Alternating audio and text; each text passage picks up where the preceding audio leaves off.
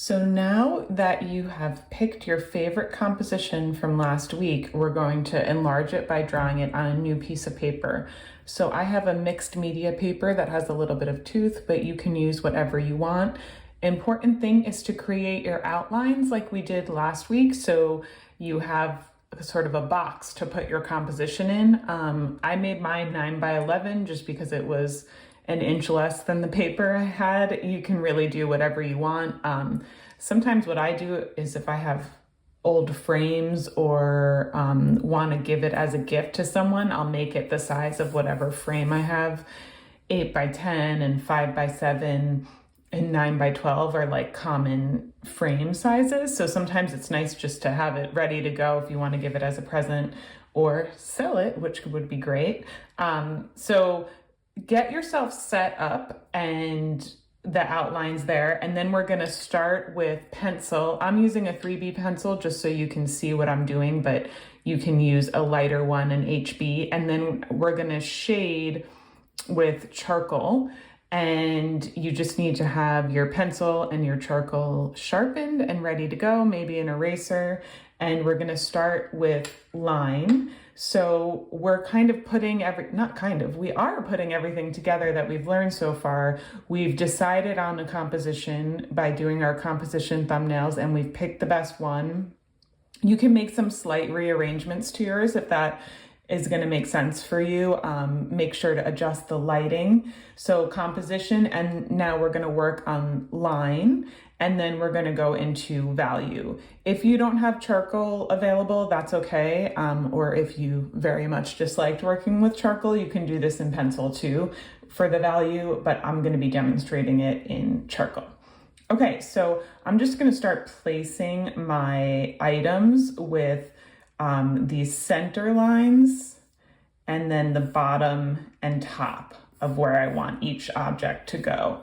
So this is the glass jar, and then I have the green jug, which I see, I'm always making comparisons, and it's a little more than half the bottom line, a little more than half down. And it's a wide jug, so I'm gonna make it about there. Again, we can always readjust. And I have some cool shadow shapes that are on my wall over here from the lighting. So I wanna make sure I have enough room for that. That's why I'm putting them all the way off to this side, because I'm thinking about my composition and my shadow. My shadows are all going this way. And I kind of put the spoon there to remind me to keep that space, right, for the shadows. So then I have the spoon that overlaps a little bit, and I'm just going to make a straight line like that. Okay, that's the beginning, getting your items in place, and we're working in layers as we have been, because if I started drawing every detail of this little jar and then I realized everything else was out of proportion, I wouldn't want to adjust it. But I'm working on the composition as a whole to make sure it all works together. So the next stage is just adding a little more detail. So I'm going to start adding the straight lines of my items, maybe a little curve here, but I have some straight lines here. And then I'm looking at the negative space, especially here, to help me figure out where my lines are. And then the widest part of this jug, this green jug, I'm going to make a horizontal line. So then my straight line will go out to the end there. I know that's where it's going to curve, and then it's going to come back up. And I'm kind of always looking at making comparisons and how big it is compared to my other objects. And just the straight lines are going to help us get our curved lines looking correct. And then the handle for my jug, and again, the top of the handle is maybe a little above the neck. So I'm making these marks to kind of tell me where things are gonna curve. And then it comes down all the way down further here to where the wide part is. So always making comparisons. Because I had the wide part marked here, I could say, I know the handle comes down that way, all the way down there, where I wanted to draw it up here just because my brain wanted to do that, but it actually comes down further than I was thinking. And then I will get, now the spoon is kind of in a funny perspective. So I know we talked about that before. I'm looking at sort of the top of it going like this. And I'm also looking at a bit of the side of it. So doing stuff in this kind of perspective can be difficult. So just take your time and think about where the center line would be and any curves. And if you can make these curved lines, luckily for me, the spoon has these wood grain in it that's helping me a little bit. But if you can make these curved lines that kind of show you how the object works in space. And I'm looking, there's that, you know, spoon part of the spoon and then the neck to where it goes into the handle. So I'm kind of looking at that shape. And it's going back into a rectangle and it gets a little wider at the end here. And this is a deceivingly difficult object to draw. And then I want to start with my shadow shapes before I go any further into adding detail, because I want to make sure the shadow shapes and the negative, I'm kind of checking my negative space too, are going to help me figure out if everything is in the right place. And this is the back of my table, is under here, just below where the handle comes into my green jug. So I'm gonna make that. And then this is kind of pointing at the corner of my table here, which is kind of pretty helpful. I didn't do that on purpose. And then this just comes out in perspective and there's a little lip on the table to help my pencils from rolling off, which is convenient.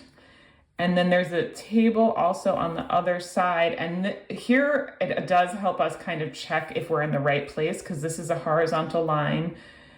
And then I can see where it is hitting my jar, which is sort of towards the bottom of the lip of the jar. So I think I'm doing okay. And that's coming out too in perspective. And then we have this interesting shape of the shadow on the wall, which I was wanting to make sure to include. And it's really dark in here. And then my highlight is up here, so I'm already starting to think about that. All right, now I take a look at this and I'm looking at my still life and I'm making sure everything seems like it's in the right place before I start adding another layer of detail. So we're thinking about layering this and working on the entire composition at once rather than just focusing on one small part. So I will start with my jar and I want to get this spout in here. My jug. Okay, so I'm gonna start adding the curved lines now. So where I had these straight lines, I'm gonna start curving them and darkening them as I'm getting more confident that things are in the right place. And then this curves, you're really observing how this curves, and this is part of these lines, these curves are gonna help it look more three-dimensional. So this is where it's hitting, this is the cast shadow where it's hitting the table. So I want to make sure to get that correct. And then this is coming up. And I'm going to work on the shape of the jug before I get too much into the handle. And make sure that feels right to me. Okay, and then the handle is starting here. And it really goes out like that because I think this is handmade, so someone had to create this with clay, which is always so impressive to me. And then it's attaching on the bottom here, and I think it's a little wider. Okay, that's looking okay to me for now. And then the top, I would just want to add the curve there. All right, now this jar, so metal and glass can be difficult, and I'm going to simplify it a lot because there's so much going on. And basically what it is that there's the dark, really dark darks and really light lights, and there's a lot of shading, different shading happening. So if you have glass or metal, just simplify it as much as you can. So I'm going to round this, and if something's overlapping, I'll often just kind of draw it really lightly and then make the part that's not overlapped dark, just so I can see how it connects and it makes sense where it connects. And then we see the inside of the jar, which is connected like this. So I'm thinking about this as an entire ellipse shape, and then we see part of it here. Okay, so we have all these rings, right, that make this an airtight jar. So I'm not going to draw each one in detail. I think I'm going to there's like two really dark ones that I'm going to focus on the bottom. And then there's sort of the lip of the jar of this airtight rubber part of the jar that is very visible. So I'll focus on that. And these kind of are rounded. So I'm just going to make a suggestion of that. The rubber part comes out. I'm not getting too caught up. I think sometimes when you get too caught up in the details, you can, get too detailed in there and then not see the whole. So we're not at that point yet. That would be, the very end is where you would add details. And I won't even go into that too much because the most important part of drawing is starting and just getting it started and getting everything laid out. So if you just practice starting, you're in a really good place. Okay. That is feeling pretty good to me. And then I need to put this hook thing, which I'm going to start off with just a rectangle for the top, and then another rectangle coming out. It's kind of going to the edge here to see if I have it in the right place. So I'm looking at the angles that these are making. I'm looking how it's hitting the edge. And then I'm also looking at the negative space around here. And I do see that there's another cool shadow coming here. So I definitely want to include that. And then this is a great shadow, and I'm checking my negative space. Does that look okay? And it actually, I think, needs to be a little closer. So I'm moving my jug over, and I noticed this was looking a little uneven, so I'm going to move this over, and I'm just going to erase that so I know where I finally ended up. And I'm also going to kind of connect these in my mind when drawing it. Sometimes I do it in my mind if I don't feel like drawing it, but I think it's always a good idea. I'd rather see your overlapping lines than have, this be all the way over here and not connected. Okay, so this is looking pretty good. I'm just going to flush out the shape of the spoon, and then I will get into shading. So here we go. This shape, it curves out more this way, and then this is more of a defined curve than I have. So I want to add that in. And then the curve comes back out. And I'm also looking where the edge of this is. I'm drawing a line going up in my mind, and I'm drawing a line down from the edge. So this is another way of making comparisons. I'm drawing a line down from the edge of this handle, and where is that hitting? It's pretty close to the edge. So I think the curve actually, the end of the spoon actually needs to be somewhere around here. I had it too long. So I'm always making these comparisons and adjustments as I go. And you can see, since I only had that sketched out, it's really easy for me to adjust that. All right. And then this comes here. This is in shadow, so I'm just drawing these lines like that. And then this circle is gonna help us, the hole where you hang up the spoon is gonna help us with these planes. There's like the top plane, and then this is the side plane. So since it's in perspective, that can be really hard, but if you break it down, and this is, I think, a little bit less curved than I have it. And then this comes a little less curved too. I think that's looking okay. I'm just going to adjust this to see how my new curve of the spoon works with the jar. And it's not as much as an overlap as I had it before, so I am adjusting the jar. And I think that looks okay for our purposes. So next thing I will do is start to add the shading. So the values. So I'm gonna make a quick value scale at the top that I can use as a reference. So this is a medium charcoal pencil. And you can use whatever you have. You can use regular pencil if you want. Okay, and that's all you need to do for a value scale, just so you can kind of see comparing those tones and remembering all the values you have available to you. So I will start with this jug, and remember the shading that it helps to go along with the shape of the object.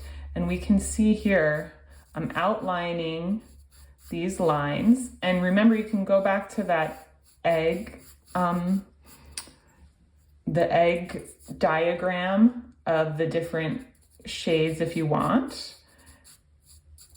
And we have reflected light here, so I do want to protect that reflected light, so I'm going to draw around it. And I also want to protect my highlights, which are here and here. You can almost see the window in my studio here. And then also on the top, we have a really great highlight. So the highlights often happen where the object is pushing out or where it's closest to us. So that's really what helps with creating volume and dimension too. So this jar is creating a really interesting shadow shape onto the glass jar, is creating an interesting shadow shape onto my green jug here. So we can see that is a cast shadow. And then there's also the general shading of the jug itself. And then all of this starting here is in shadow. And so is this. So, and most of the handle is in shadow. We just have some pieces of it that will be highlighted. So that looks pretty good to me, and I'm just going to start blocking in after I have outlined my shadows.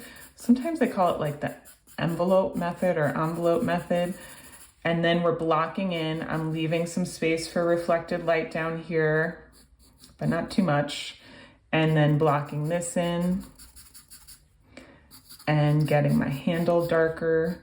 Oh, I do see a really good highlight in the center of the handle. So I'm gonna make sure to leave that, because that's a great highlight there. That's really gonna help us.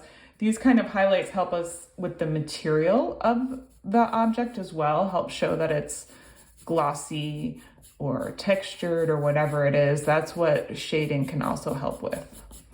Okay, and I'm going along with the shape of the object. And then I will come in here, and this is also gonna help me, this shadow will help me redefine the edge of my glass jar, my other container.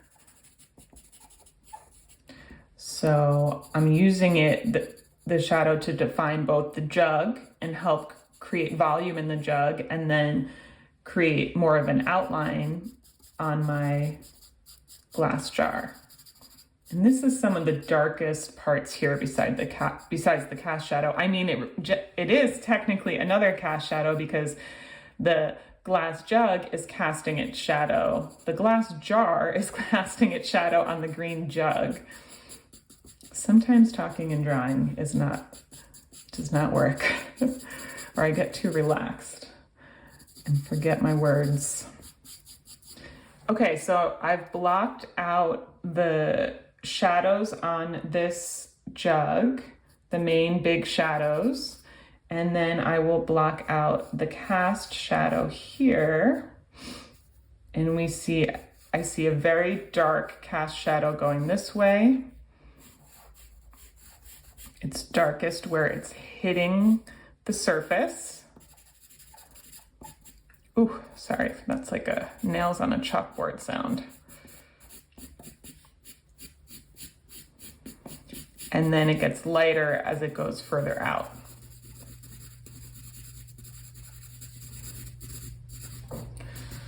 And it kind of feathers out and then creates this really cool shadow on the wall that I'll just start to block in. And same with everything else, with the glass jar. Now with glass, like I was saying, it can be really difficult. So what I do is you can see the darkest darks. I focus on those first, and those are usually towards the edges. And they create these kind of definitions here. And of course we have a cast shadow going back. And see how I'm always kind of drawing in the direction of the object or the table or the material, the surface that I'm working with. It has a lot of shadow in it. And then we can see the shadow that the glass is making through the glass. This is where glass becomes a little tricky, right? So I'm making sure to put that in, and then it gets really dark up here because there's a lot happening with this on the top. So the top of it is pretty much like a mid-tone shadow, I would say. And then there are some highlights which I can erase out, or if some charcoal kits come with like a white charcoal that you can use, but you can see like here some really bright highlights, and that contrast between the bright highlights and the dark darks are what help make glass look like glass. And same with metal, if you have anything metal. Okay, and then I can keep adjusting my details.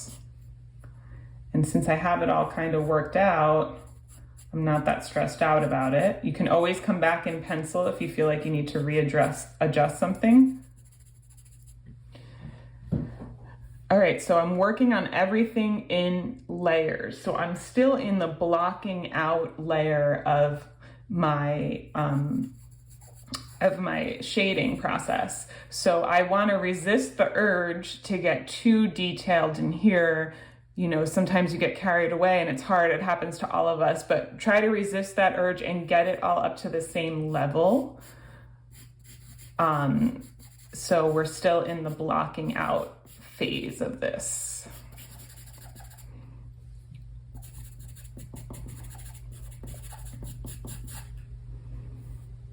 And this is the cast shadow, so it's darkest here, but you can see, like, since this goes up a little bit, it's not touching. We have a little bit more of a shadow shape being created.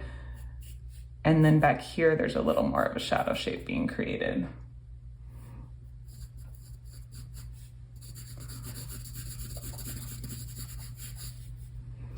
And then since this is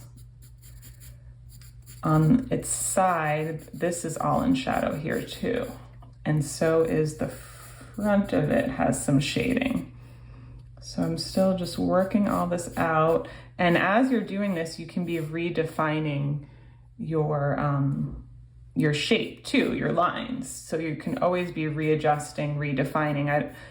The reason I like doing drawings and paintings in these kind of layers is because each layer is a chance for you to readjust and get it to where you want it to be.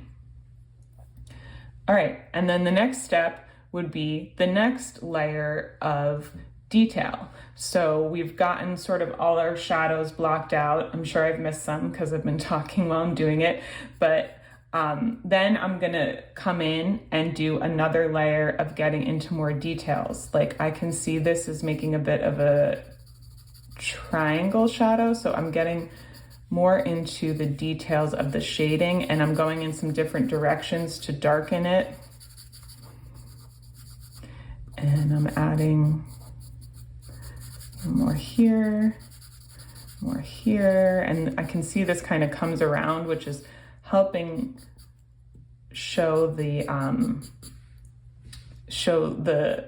roundness, the volume of my jug here. And I do have some shadow shapes that are coming through. I mean, some highlights, some of these like white highlights, and you can always come back in if you shaded over it while you were blocking in, you can always come back in and add them back. And you know, it's the artist, they call it artistic license.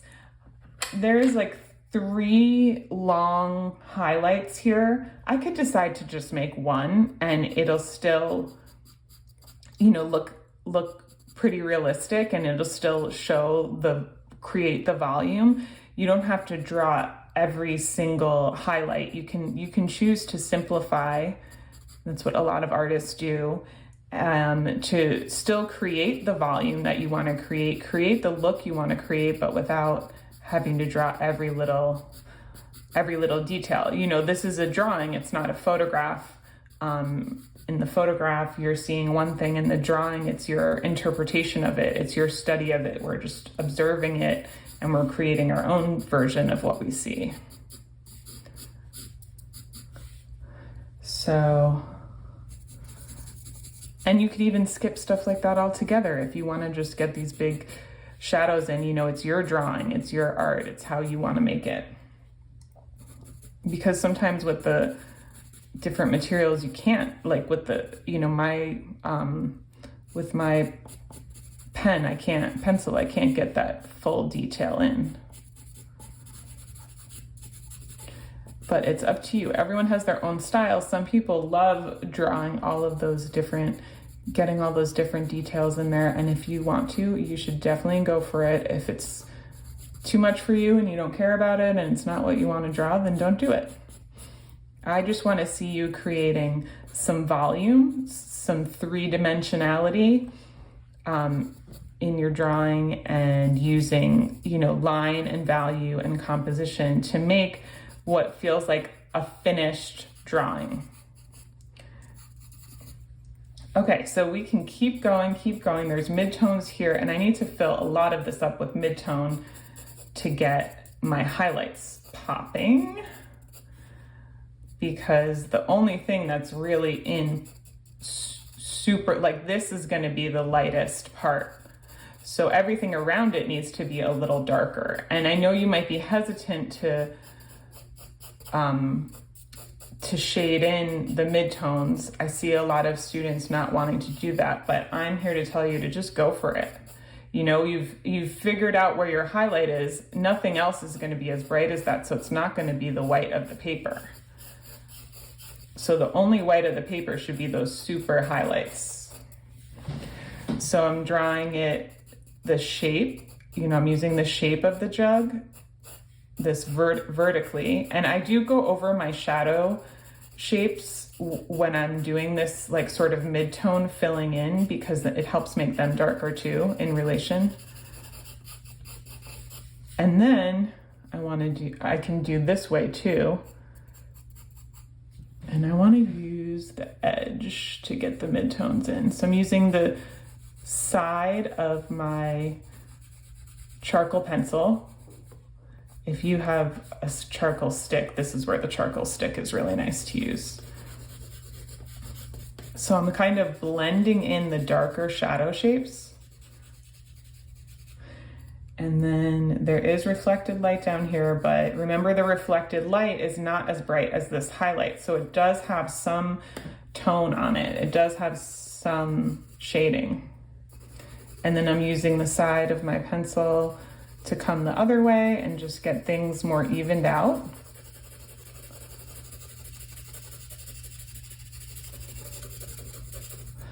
And this highlight is not as bright as the highlight here. I want this, my brightest highlight, to really pop out. So I'm feathering the edges a little bit, and you can see that I'm not doing it exactly as it is in the image. And then this all needs to be shaded in as well.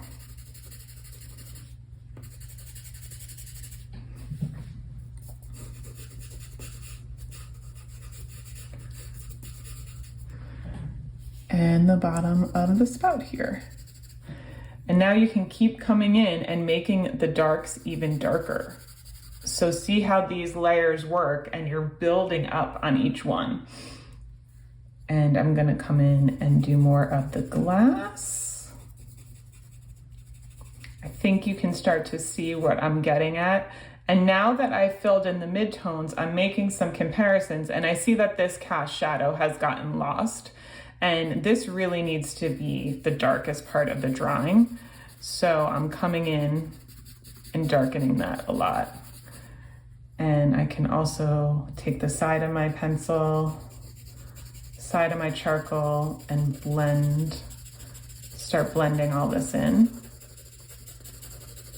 I made a mess over here, but that's okay. Some people take another piece of paper and we'll put it down while they're drawing. So if you have like a clean piece of paper, you can have it over the edge here while you're drawing, which can be really helpful so you don't smudge. And some people will even like tape it and have it, put it up and down so while they're working. That's up to you. If you don't mind the smudginess, you know, this is all practice. I don't mind smudges if you don't, but I know some people can't deal with them and don't want them on their drawings. So you can feel free to just take a piece of clean computer paper and have your hand resting on that. All right, we have some more shadows here we need to get into. So this is kind of this kind of shape. And then I also see it's connected on here.